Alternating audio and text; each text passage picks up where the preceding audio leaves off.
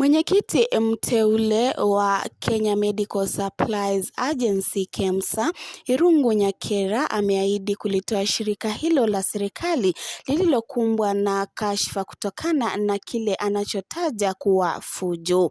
Rais William Ruto siku ya jana alibatilisha uteuzi wa bodi ya KEMSA na kumtaja Nyakera aliyekuwa katibu mkuu wa Wizara ya Uchukuzi na Miundombinu mwenyekiti mpya pamoja na wajumbe wanne wa bodi.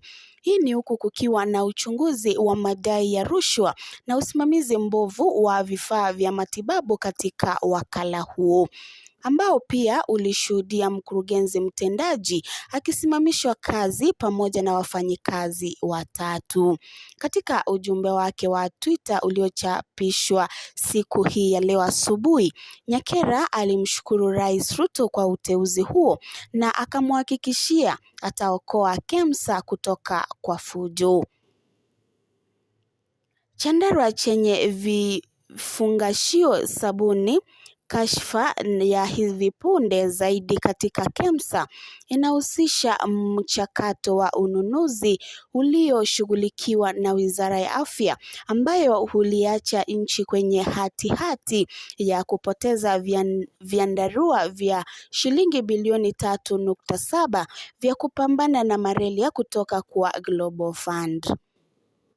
Global Fund ilikuwa imeeleza sabuni ya mabilioni ya usambazaji wa vyandarua milioni 10.2 vya muda mrefu vya polythene na polyester zitakazosambazwa kuanzia Novemba mwaka huu hadi Julai mwaka ujao kama sehemu ya mapambano dhidi ya kampeni kubwa ya malaria.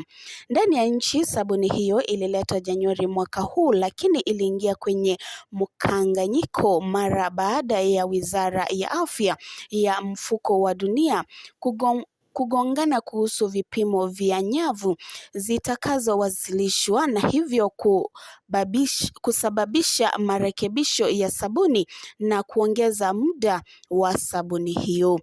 Kwa mujibu wa kamati ya tathmini, jumla ya sabuni 17 zilizopokelewa huku 5 zikikata.